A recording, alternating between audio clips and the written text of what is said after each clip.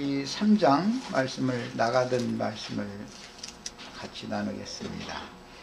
자, 그럼 읽을 말씀은 창세기 3장 5절부터 11절까지 읽겠습니다. 5절부터 11절까지 읽습니다. 너희가 그것을 먹는 날에는 너희 눈이 밝아져 하나님과 같이 되어 선악을 알 줄을 하나님이 아심이니라. 여자가 그 나무를 본즉 먹음직도 하고 과음직도 하고 지혜롭게 할 만큼 탐스럽기도 한 나무인지라.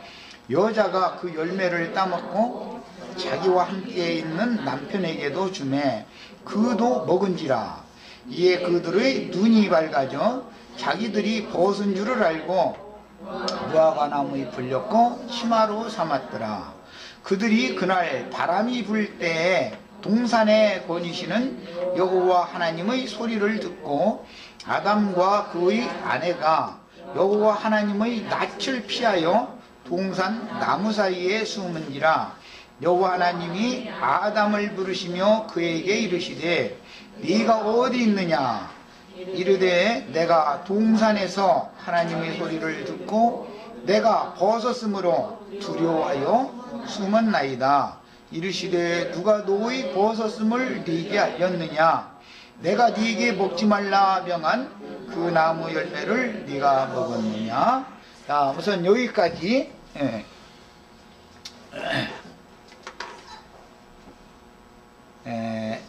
엊그제 수원에서 집회를 했는데 우리 지체들이 수원에 이제 거기다 참석을 못 하셔서 그때 말씀을 나눴던 것을 요약적으로 잠깐 정리를 한 다음에 더 나가는 말씀을 나누겠습니다.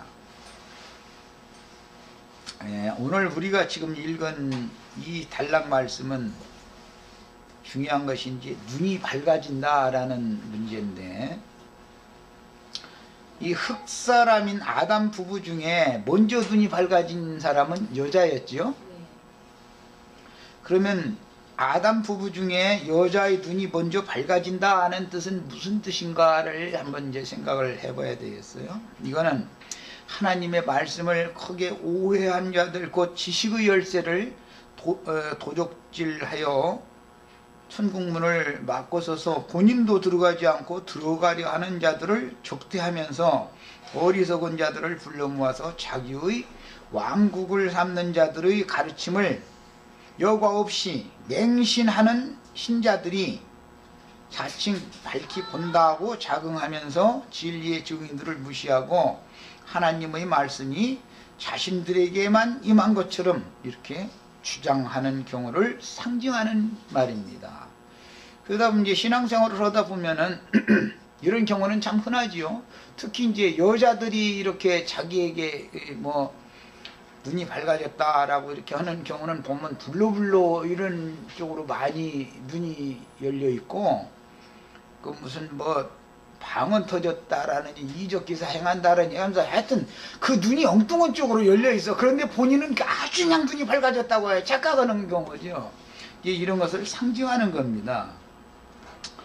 문자대로 이 말씀을 이제 본다면 여자가 남자를 알게 됐다, 이제 그 말인데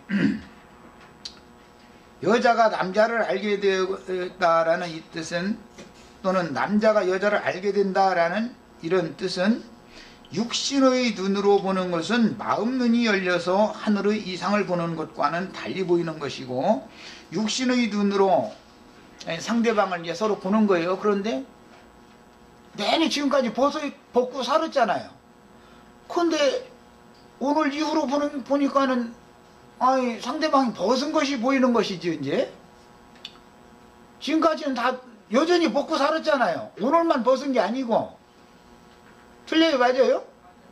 여전히 같이 벗고 살았는데 아직까지는 상대방이 벗은 것이 안 보였어요.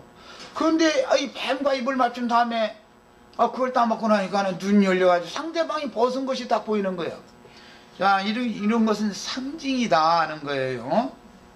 이 말은 육신의 눈으로 남편을 바라본다. 이제 여자가 먼저 남자에 대해서 알게 봤으니까 육신의 눈으로 자기 남편을 바라본다. 이 말은 신자들이 육신의 눈으로 하나님을 향한다. 이 말이지. 육신의 눈으로 하나님을 바라본다. 이 말이죠. 자, 또 영적 지도자가 자기에게 하나님이 붙여주신 양무리들을 이렇게 육신의 눈으로 바라보는 거예요. 그러면은 자기 눈에 아름다운 여자는 다 자기 아내를 삼고자 하는 야심이, 오늘 이상하게 이 말을 또 하게 되네. 야심이 자연히 생기게 마련이죠.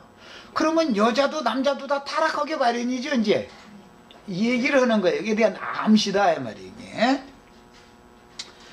자, 그래서 분명히 전에 하나님께서 동산을 창설하시고 아담에게 동산 나무들에 대하여 말씀하신 이유로 그 나무를 본 것도 여러 번 봤고, 또 남편은 아내를, 아내는 남편을 지금 처음 보는 게 아니에요. 여러 번 봤는데 지금까지 보던 것과 같은 눈으로 보이지가 않고 달리 보였다. 지금 이 말을 한 거죠. 인간 속에 이성의 기능을 이제 발휘하기 시작하면서 동시에 우상숭배의 탐심이 들어와서 굳은 신념의 종교성으로 이게 발전하는 것에 대한 암시가 여기에 깔려 있는 겁니다.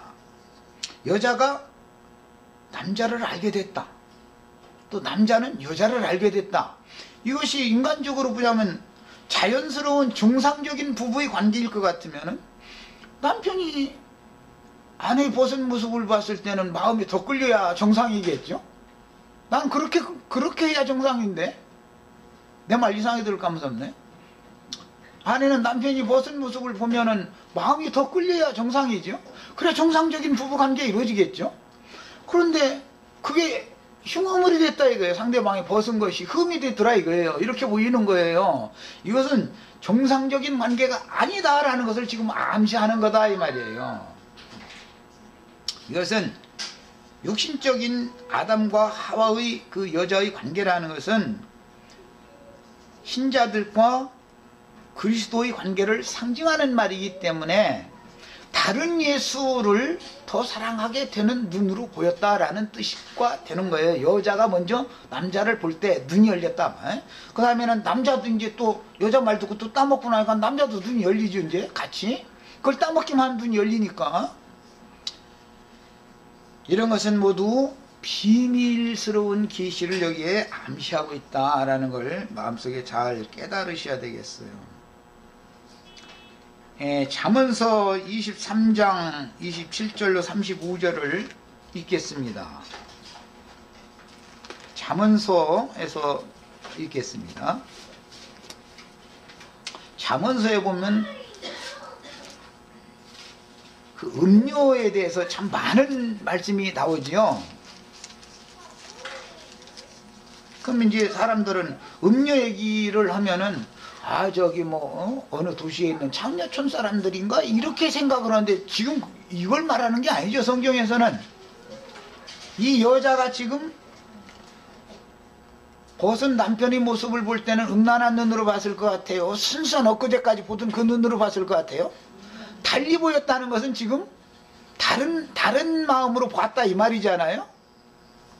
뱀의 말을 듣고 금령과를 따먹으면 달리 보여. 엊그제까지 보이던 것이 오늘부터는 이상하게 다른 차원에서 보이는 거다 이 말을 지금 한 거예요. 23장 27절부터 몇 절만 읽겠습니다.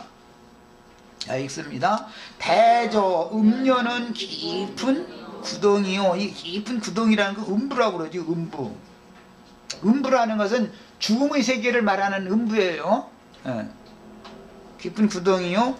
이방 여인이라는 건 복음을 믿지 않는 신자들을 말하는 거예요. 여기서는 이방 여인은 좁은 함정이라 한번 빠져들어가면 나올 수 없는 함정이 있죠. 참으로 그는 강도같이 매복하며 이 음녀라는 이 여자가 하는 짓이 이렇다는 거예요. 매복하며 사람들 중에 사악한 자가 많아지게 하느니라. 그 다음에 재앙이 네게 있느뇨, 근심이 네게 있느뇨, 분쟁이 네게 있느뇨, 원망이 네게 있느냐? 까닭없는 상처가 네게 있느냐? 붉은 눈이 네게 있느냐? 음녀에게 미혹당한 남자에게 있죠. 술에 잠긴 자에게 있고 혼합한 술을 구하러 다니는 자에게 있느니라. 포도주는 붉고 잔에서 번쩍이며 순하게 내려가니 너는 그것을 보지도 말지어다. 그것이 마침내 뱀같이 입을 것이요 독사같이 쏠 것이며 또 네 눈에는 괴이한 것이 보일 것이요 네 마음은 구부러진 말을 할 것이며 술 취한 사람은 꼭 혀 구부러진 소리 하도 많고 어떻게 표현이 이렇게 너는 바닷 가운데 누운 자 같을 것이요 돛대 위에 누운 자 같을 것이며 네가 스스로 말하기를 사람이 나를 때려도 나는 아프지 아니하고 무감각한 사람이 됐죠. 화인 양심이 화인 맞았다 이 말이죠. 나를 상하게 하여도 내게 감각이 없도다. 내가 언제나 깰까 다시 술을 찾겠다 하리라. 이게 꼭 저 알코올 중독된 사람들 비유지요. 지금 독주에 취하면 다 이렇게 되는 거예요. 음녀의 교훈에, 음녀는 뱀의 교훈에 지금 취했고 그 뱀의 교훈에 취한 음녀가 따라주는 잔을 마시면 남자도 다 이렇게 된다. 지금 이걸 상징하는 거예요. 창세기 오늘 우리가 읽은 창세기 3장 5절로 11절 말씀은 이것을 암시해 놓고 있다. 이것은 복음의 기초를 닦는 말씀입니다. 그래서 이제 잘 아시는 것처럼 계시록에는 많은 물이 앉은 큰 음녀이가 나오고 그 큰 음녀의 잔에는 온갖 부정하고 더럽고 가증한 것들이 가득한데 그게 음행의 진노의 포도주 잔이다 그랬죠. 그걸 그 음료의 잔을 따라주는 걸 받아 마시면은 사람들이 다 이렇게 된다 이 말이에요. 지금 자, 이거에 대한 암시입니다. 자, 이제 창세기로 다시 돌아갑니다.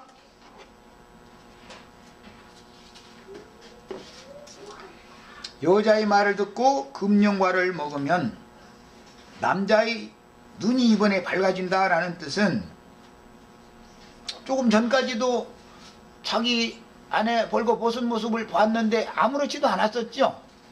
그런데 여자가 따라주는 그 음행의 진노의 포도주 잔을 받아 마시고 나서 자기 아내를 이렇게 봤더니 벌거벗었더라는 거예요. 정상적으로 안 보인 거죠. 조금 전까지는 정상적이었는데 탁월한 은사를 타고난 종이 음녀의 미혹에 속아서 짐승의 영과 그 정신을 받아서 뱀의 지혜를 얻게 되어 마귀에게 지배를 당하게 된다라는 뜻으로서 사람의 눈은 여호와의 등불인데 눈이 밝아하는 것은 여호와의 등불이다 이거예요. 사람의 영을 양심을 말하는 거예요. 지금 여기 눈이라는 말은 여호와의 등불인데 마귀의 등불이 되어서 자신과 남의 허물과 잘못을 밝히 보면서 은밀히 남의 죄과를 사실조사하여 뭐 남편이 아내를 이렇게 벗은 모습을 볼 때 뭐 그 눈만 맞췄다든지 뭐 이렇게 얼굴만 쳐다볼 리는 없겠죠. 아무래도 생명의 처소에도 관심을 가지고 봤겠죠. 하체, 그러니까 하체를 가리게 되는 거 아니야? 지금 그 문제잖아. 남편도 눈이 열리니까 어디를 먼저 더 주시해서 받겠어요? 그거는 지금 그 얘기죠. 그런데 전에는 아무 문제 없었어 그게. 그런데 오늘 이후로는 이게 이상하게 보인 거예요. 이제 말하자면 문자적으로 보자면 이제 상황이 이런데 이건 비유다 말이야. 뭔가 영적인 뜻을 지금 암시하고자 하는 거다 이거예요. 그래서 자신과 남의 허물과 잘못을 밝히 보지만 자신의 것은 가리고자 하고 남의 것은 드러내고자 하는 게 타락한 인간의 본성이죠. 세상적인 표현으로 하자면 남을 씹는 것은 인간이 그렇게 고소해. 남을 씹는 것은. 남을 무너뜨리고 허무는 것은 그렇게 좋아해. 그런데 남이 나를 사실조사해서 씹고 허물어버리면은 안 되게 생겼으니까 난 어떻게 해야 돼요? 자꾸 치마해서 가리고 엉뚱한 거 가짜를 가지고서 진짜인 것처럼 이렇게 내놔야죠. 이것이 타락하게 되면 이렇게 된다는 것을 상징하는 거다 이 말이에요. 그래서 율법 종교 지도자의 부부로 타락하게 되는 것을 말하는 거예요. 율법이라는 것은 남의 죄는 어떻게든지 해서 가서 수소문해서 알아보죠. 그리고 나서 이제 죄가 한 가지를 자기가 이제 밝힌 것이 있어. 그러면은 소문을 내가지고 돌아올 때는 100가지도 넘게 가지고 그 사람 죽여버리죠. 아주. 다시는 일어설 수 없게 만들어버리는 게 특징이잖아요. 실제로 그 사람의 죄는 하나인데 자기가 실제 본 거 하나거든. 그런데 말을 할 때는 둘이나 셋이라고 해서 얼쩍 말을 이렇게 흘려놓는 거예요. 그리고 이게 확실해. 그러면 아이 그런 것까지 어떻게 말을 해? 여기까지 얘기를 해버려. 이렇게. 그러면 다음 사람은 이제 6개, 9개로 가다가 그 다음에는 20개, 100개로 막 이렇게 가버리는 거예요. 그래가지고 돌아서 돌아올 때 보면은 이거는 완전히 변명할 여지가 입을 다 다물 수밖에 없게 만들어놔 버려. 그러면 그걸 그런 방식으로 밟아버리고 죽여버린다 이거예요. 이것이 마귀가 사람의 영혼을 죽이는 방법이다. 이걸 지금 암시하는 거예요. 이런 말을 들을 때 우리 형제 자매님들은 교회 생활, 이웃과의 생활을, 인간사를 어떻게 살아야 되는지를 인생을 배우셔야 된단 말이야. 벗은 몸을 하나님 앞에 드러내는 것이 그러면 왜 두려우냐? 두려웠다고 그랬죠? 동산의 건희씨는 하나님의 음성 듣는 것이 두려워졌다는 거예요. 갓나나이와 같은 신자의 속에서 영의 기능인 양심의 활동이 이제 시작되었다는 뜻으로서 이성이 발휘되어 마귀와 연합한 타락한 인간의 양심이 그 사람을 지배하게 됐다. 인격적으로 지배하게 됐다. 지금부터는 죄인이라고 그러죠. 죄는 마귀의 인격이란 말이에요. 이제 마귀에게 인격적으로 내가 지배를 당하는 거예요. 이제 그러니까 실제 내 죄는 한 가지입니다라고 떠들면 난 더 죽으니까 100가지라고 누명이 써서 들어온 건 너무 당연한 것이고, 그래도 가만히 있는 게 낫죠. 그걸 변명하는 게 나은 것 같아요. 가만히 있는 게 나을 것 같아요. 이것이 십자가의 도라는 거예요. 십자가의 도. 이게 이제 장사다. 죽임 당하고 나서는 딱 무덤에 다 장사들은 십자가에 못 박을 때는 홀딱 벗겨가지고 못 박는 것이 절대 그대로는 절대 못 박지 않습니다. 그래서 내가 예수와 함께 죽고 장사됐다라는 것을 경험적으로 해야 된다. 이 말이 들어지는 사람이나 이제 복음을 가벗는 은혜로 그리스도의 은혜가 나를 덮어준다는 것이 얼마나 필요한가를 인제사 하는 사람이란 말이에요. 인제사. 복음의 터가 인제사 닦여진 사람이죠. 그래서 죄의 몸, 죄와 사망의 몸, 또는 죽은 몸, 죽을 몸, 이런 말씀들이 이제 신약의 로마서에 나오는데, 7장에는 죄의 몸, 죄와 사망의 몸, 오라 나는 곤고한 자로다. 이 사망의 몸에서 누가 나를 건져내랴. 내 육체 속에는 선한 것이 거하지 않고 죄가 거하는 줄을 내가 이제 알았다. 죄의 능력이 나의 양심의 능력보다 더 강해서 나는 내 양심으로는 하나님의 법을 지키고자 하는 마음이 있지만, 또 다른 죄의 법이라고 하는 능력 있는 법이 나를 이끌어서 자꾸 죄를 향하게 하고 죄에게로 끌어가는 것을 내가 보는도다. 오라 나는 곤고한 사람이로다. 누가 이 사망의 몸에서 나를 건져내랴. 이랬어요. 이것이 한 번은 경험이 있어야만, 이건 경험이 문제예요. 이것은 이론으로 뭐 해서 되는 게 아니에요.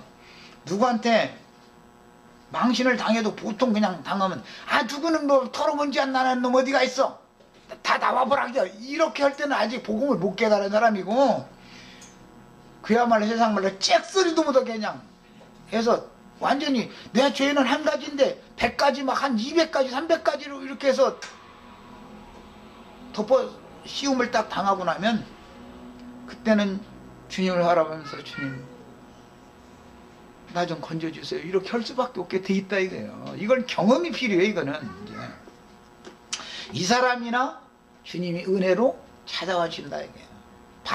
바람 동산에 건신 바람이 불 때 하나님이 찾아오셔가지고 하다마 네가 어디 있느냐, 그럼 그때 나는 이 고통 중에 있습니다, 나 좀 살려주세요 이러면 구원받는다 이 말이에요 지금. 예. 메시아가 너무 필요하다 이거예요, 나에게는. 그런데 메시아가 그렇게 절실하게 필요하지 않은 사람에게는 주님이 찾아올 수가 없죠. 뭘 필요도 없는 일이고. 그 다음에 죽은 몸이라는 것은 양심상 이미 영은 죽은 상태이기 때문에 육체대로 하는 건 죽은 몸이죠. 또 죽을 몸이라고 하는 것은 앞으로 이 혈육의 몸은 한번 무너지는 것은 뭐 당연한 것이고, 그래서 로마서 8장에는 죽은 몸이라는 말도 나오고 너희 죽을 몸도 살리시리라, 이렇게 이제 표현이 됐어요. 누가 살리는 거예요? 율법이 아니라 믿음의 법이, 생명의 성령의 법이 와야만 내가 살리심을 받을 수 있다. 메시아는 곧 생명의 성령의 법을 가지고, 믿음의 법을 가지고 메시아가 오신다. 와가지고 네 모든 그런 죄와 허물들과 네가 누명을 그렇게 쓴 거, 또 그런 원인 제공은 네가 해놨잖아. 사탄의 참석거리를 네가 제공을 해놨기 때문에 네가 그렇게 된 거 아니냐. 난 다 안다. 이런 모든 것들은 내가 다 쳤으니까 너는 다만 믿음으로 내 안에 들어와서 네 영혼이 이제는 쉬어라. 이 음성을 한 번은 들었어야 된단 말이야. 그래서 사도행전에 보면 회개하고 돌이켜서 죄사함을 받으라. 그리하면 육회케하는 날이 주께로부터 너에게 임할 것이다. 그 날이 한 번은 왔어요. 한 번 이 말이 이해가 됐어야 돼. 그 날이 없는 사람은, 그날에는 내가 살았고 너희도 살겠습니다. 그날이라고 한 이 날이 없었던 사람은 백날 성경 구절 딸딸 외우고 뭐 별소리를 다 해도 그 사람은 그리스도의 은혜로 그의 모든 지난 죄들과 허물들과 모든 것들이 가림을 받고 도핑을 받은 사실이 없는 사람이단 말이에요. 그러니까 아는 지식은 많은데 영적인 생명의 체험으로 하나님 앞에 사면받은 사실이 없기 때문에 아무리 얘기를 해줘도 못 알아듣는 것에서 하늘문이 안 열렸기 때문에.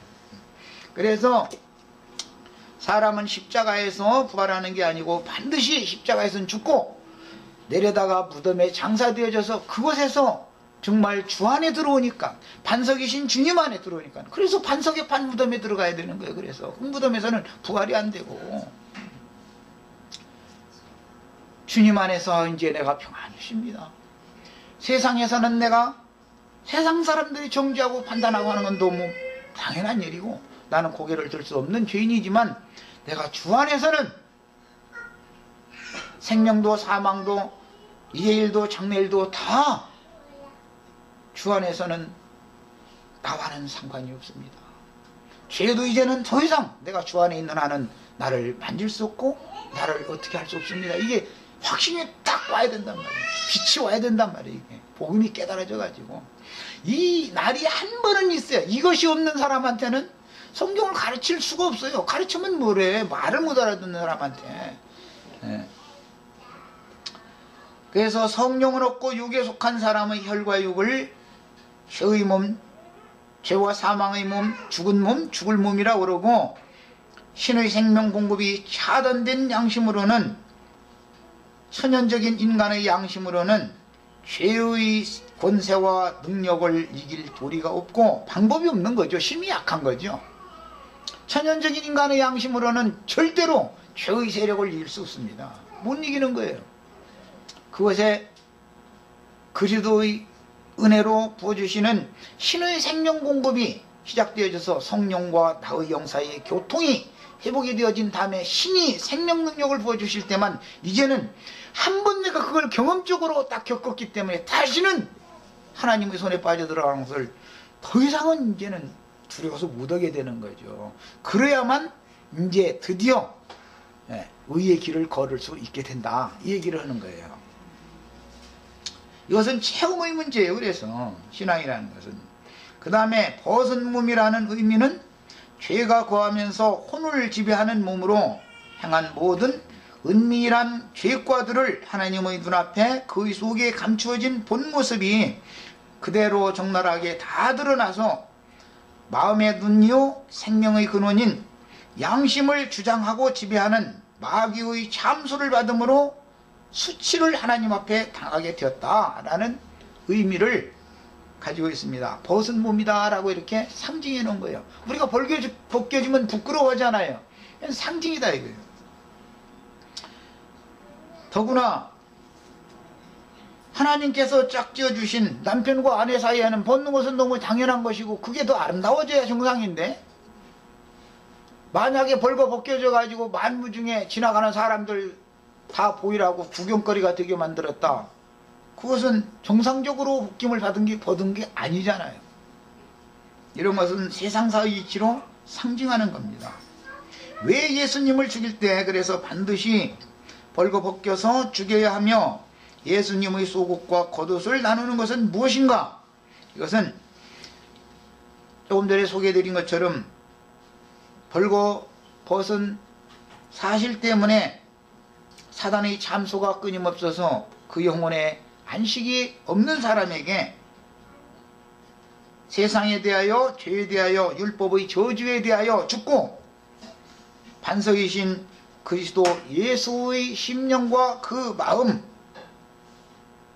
나의 메시아가 되시는 예수님 안으로 들어가서 장사되어졌을 때, 그때서 무덤 문이 열려서 하늘의 빛이 나의 심령 속에 투과되면 그때서 내가 깨어나가지고 부활되어져가지고 빛을 붙잡고 하늘의 하나님께로, 영광의 하나님 앞에 이끌려갈 수가 있다. 이것을 상징하는 것입니다.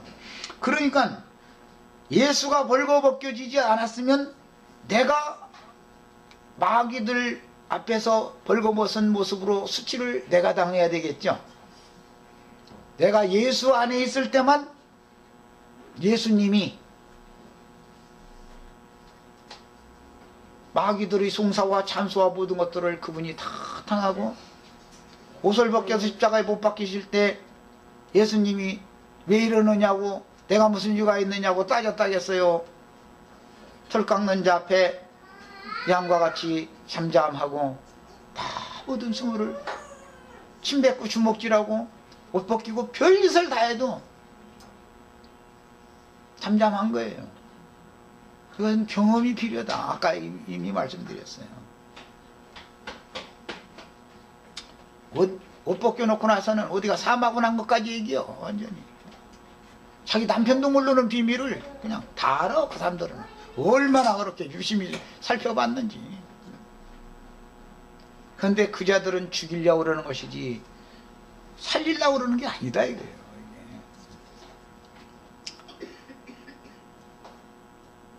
우리의 모든 죄들을 담당하셔야 하므로 혈과 육으로 행한 모든 수치거리들을 하나님의 눈앞에 다 드러내어 몸소 수치를 당하심으로 죄인들의 부끄러운 허물들을 덮어주시기 위한 은혜의 선물인 구원을 값없이 믿음으로 취하는 것을 상징하는 거예요. 그래서 예수님의 벌거벗긴 옷을 제비 뽑아서 나누잖아요. 우리 형제 자매님들이 다 제비 뽑혀가지고 당첨됐어요. 그 5단벌씩 다 얻어 입은 거예요. 지금 이게 얼마나 놀라운 사실인지를 아셔야 돼. 오늘 지금 속옷 겉옷 다 한 벌씩 다 지금 다 차지하셔야 돼.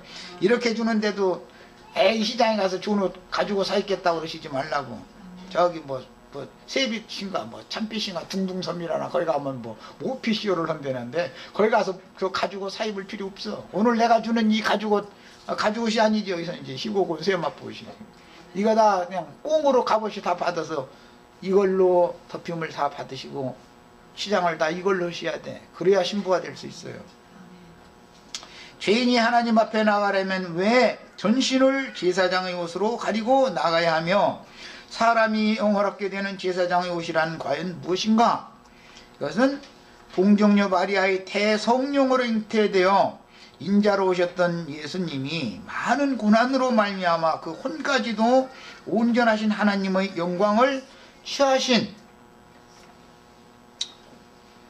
그리스도의 대제사장 직분이 모든 참지자들의 신앙 양심과 마음을 가리고 덮어주실 때 그 영으로 임하신 주님 안에서 함께 영광에 이를 수가 있다는 뜻입니다. 그래서 제사장의 옷을 입으면 영화롭게 되는 거예요. 그래서 하나님의 은혜이신 그리스도께서 인자 예수의 피로 우리를 사서 나라와 제사장들로 삼으시려면 반드시 제사장의 옷인 희고 고운 세마포 옷과 관으로 전신을 가려야 하는데, 먼저는 구원의 속옷을 입어야 하며 그 다음엔 진리의 말씀을 따라 순수한 신앙을 지키며 금기름을 예비하는 교회 생활을 통해서 어린 양의 피로 자기의 겉옷을 빨아서 희고 고운 세마포 옷으로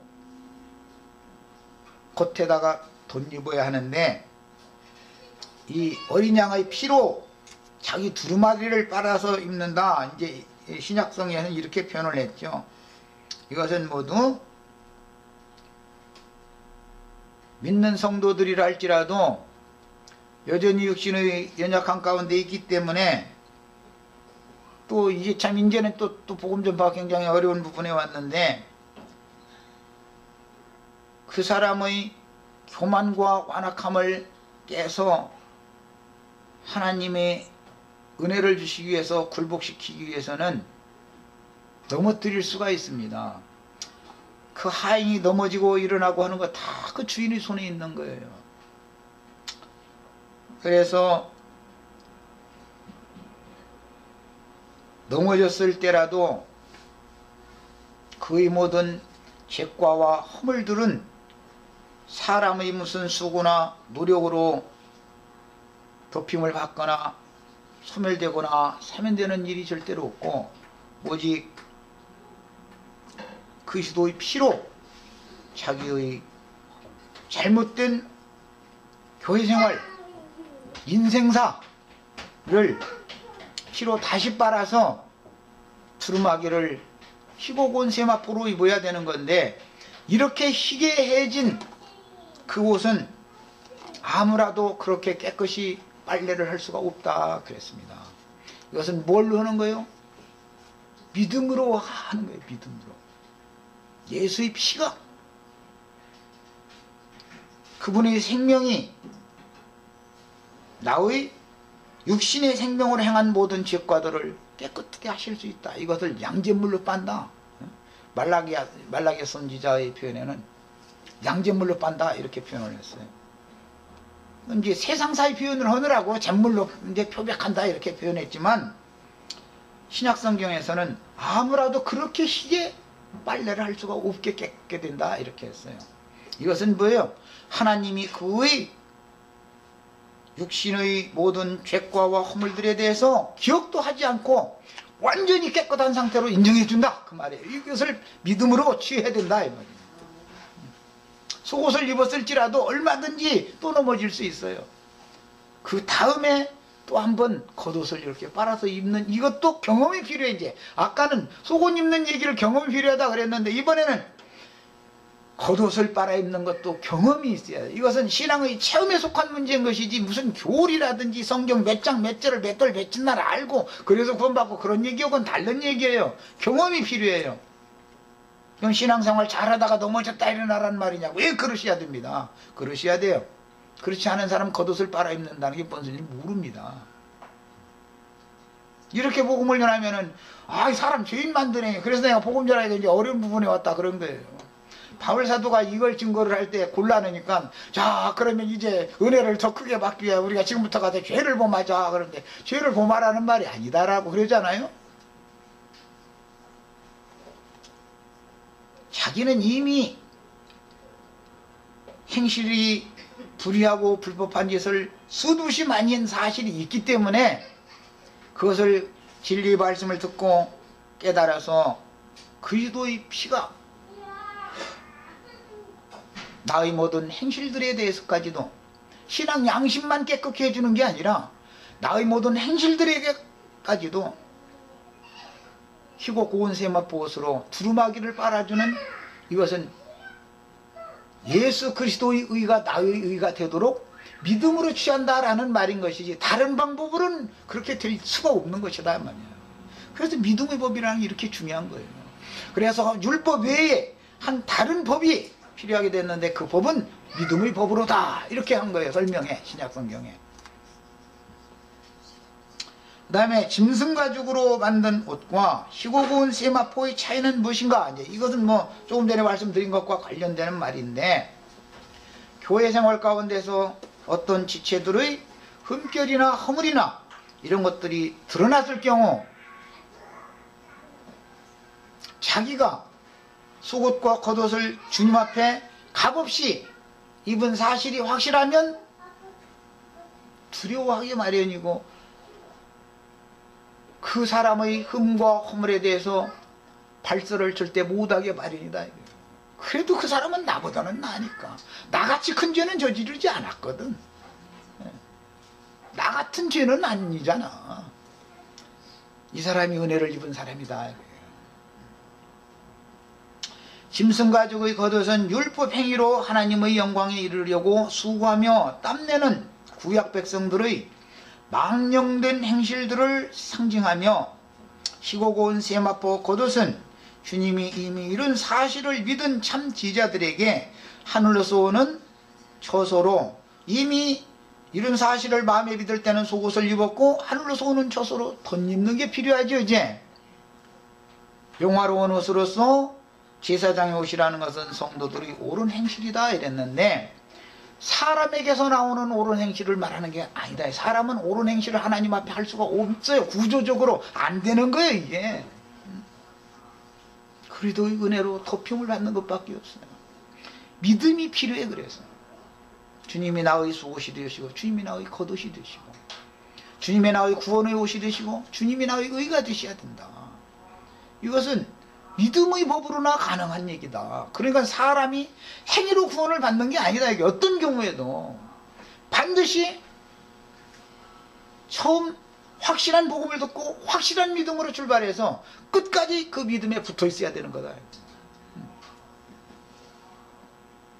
그 다음에 아담을 부르시며 네가 어디 있느냐라고 하신 이 말씀을 하실 때, 아담을 찾아오실 때 하나님이 아무 때나 찾아오는 게 아니에요. 지난번 번역에서 날이 서늘해졌을 즈음이라고 그랬는데 다 때가 있어요. 때가. 진종일 푸른 무화과나무 잎으로 나름대로 앞가림한다고 가려놓고 있을 때, 그때 바로 찾아오면은 하나님 속이려고 덤비니까 진종일 띠약볕에 푸른 나무 이파리 뜯어서 치마 만들면은 띠약볕에 하루 종일 지나면은 도루로 말려가지고 속이 다 보일 것 같아요? 안 보일 것 같아요? 그때를 기다렸다가 오신다 말이에요. 그때를 기다렸다가. 인간의 의의가 강할 때는 하나님이 오셔도 의미가 없어요. 사람의 의의를 자랑하려고 하기 때문에 주님의 은혜를 고대하지 않는다. 그때는 오실 필요도 없는 거예요. 그래서 날이 서늘할 쯤에 찾아오셔가지고 바람소리와 같이 온다. 오늘 말씀에 바람 불 때 올 때 바람과 같이 왔단 말이에요. 바람하고 함께 왔어. 바람이라는 것은 영을 말하는 거예요. 영을. 하나님은 영이시기 때문에 바람 타고 다니는 거예요. 바람 날개로 움직이시는 거예요. 오늘 우리 형제 자매님들 심령과 마음속에도 하나님이 바람 날개로 형제 자매님들에게 임하셔서 형제 자매님들을 부르시기를 바랍니다. 한 번은 이 날을 경험이 필요해. 한 번은. 네가 어디 있느냐? 이 말은 하나님이 아담이 지금 어디에 있는지를 몰라서 물어본 것 같아요? 뻔히 알면서 물어보신 것 같아요? 하나님이 모른다, 몰라서 물어봤다라고. 그건 참 말도 안 되는 소리죠.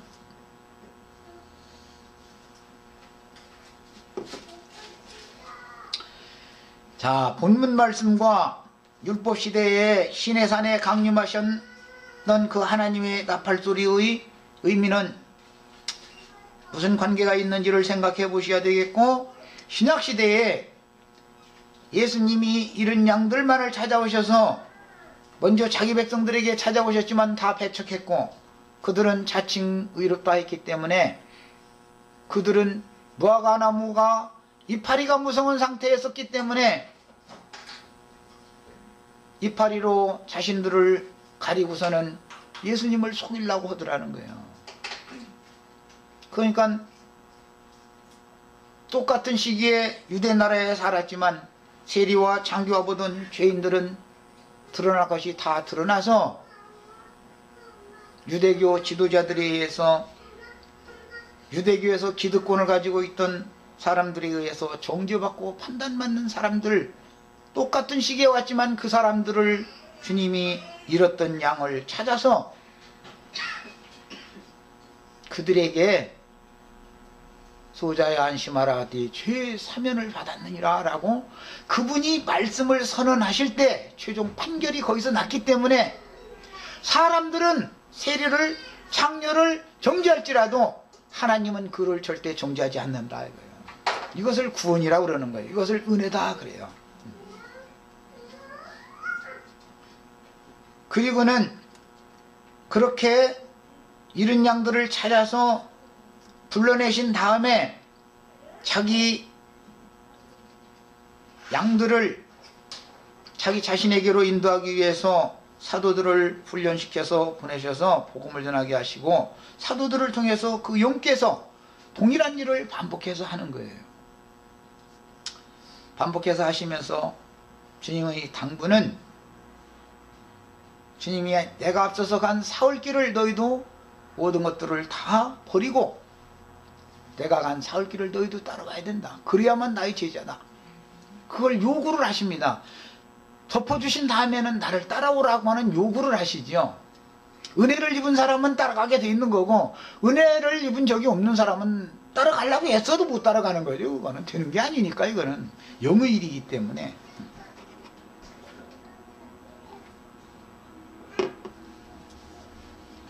옛조 에덴 동산에서 아담 부부를 불러내어 갈 길을 알지 못하던 아담 부부를 인도하셨던 것과 같이 오늘날 세상에서 나를 불러내시고 남은 인생을 광야길을 걷게 하실 때 사흘길을 앞서서 인도하시면서 땅의 모든 것들을 버려두고 끝까지 나를 따르는 자가 아니면 나의 참 제자가 될 수 없다고 하시는데 어린 양이 어디로 인도하시든지 끝까지 주님만 바라고 다른 제자들은 결국 어디로 인도를 받았을 것인가를 한번 여기서는 생각을 해봐야 되겠습니다.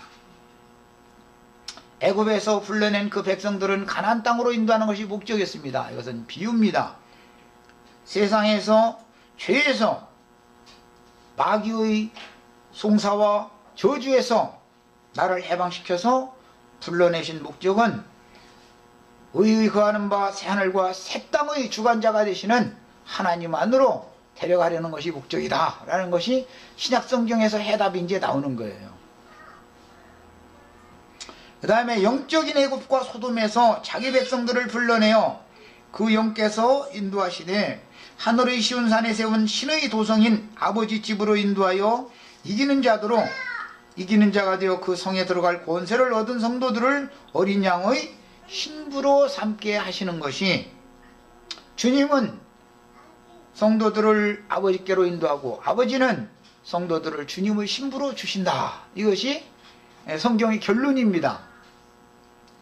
큰 음녀의 바벨론에 있는 내 백성아, 그녀의 죄에 참여하지 말고 그녀가 받을 심판을 함께 받지 말고 큰 성 바벨론 교회의 모든 교리들과 조직에서 주님 자신께로 나오라고 불러내어 그 영과 신부가 오라고 초대하는 것으로 인도해서 비밀스럽게 양육하신 후에 추수하는 내용이 여기에 암시되어지고 있는 것입니다. 그 다음에 하나님의 은사와 부르심에는 후회하심이 없으니, 아까 이미 말씀드렸지만 이미 구속받은 성도랄지라도 넘어질 수가 있습니다. 그렇다고 해서 아주 버리는 게 아니다. 하나님은 필요에 따라서 넘어뜨리는데 그것은 왜 그러냐? 그가 너무 자칭의롭고 너무 교만하니까. 그를 그대로서는 하나님의 은혜로 덮어주신 이 은혜가 다 은혜를 잃고 소멸시킨 상태에 있기 때문에 은혜에서 끊어지면 그건 죽는 건데 그를 다시 새로운 은혜를 입히려면 넘어뜨려야 된다. 넘어져가지고 허우적될 때 경험적으로 그렇게 한 다음에 전에 나에게 이같이 큰 은혜를 주셨고 내가 어떠한 은혜로 주님 앞에 구원을 얻었는데 오늘날 내가 이 모양 이 꼴이 되어 있습니다. 주님 앞에 다시 한번 은혜를 또 받아야 될 필요가 생기게 만드는 것도 하나님의 은혜다. 그것이 은혜예요. 더 큰 은혜죠 이제는. 그래서 사람의 교리들은 다 과감하게 버리고 다만 성경대로 믿어야 하는 것은 하늘의 은혜를 입은 지휘자들의 책임이니 매 세대마다 바벨론에 있는 자기 백성들을 불러내어 뱀의 낯을 피하여 양육하실 처소를 마련한 곳으로 인도해서 몸의 구속을 통해서 혼인에 들어가도록 신랑을 맞으러 나갈 때 각자의 등을 밝힐 수 있는 금기름을 사도록 처소를 예비하시고 마지막 인생을 어느 곳에서 신앙생활을 하다가 주의 품에 데려감을 받아야 될 것을 성경이 계시하는 것인데, 이것을 이제 오늘 우리가 읽은 이 단락에서 암시하고 있습니다. 여기까지 하고 애찬하신 다음에 한 시간을 더, 오늘은 시간이 일러져서 지금 애찬 준비됐어요? 그럼 애찬하신 다음에 한 시간 더 하도록 하겠습니다.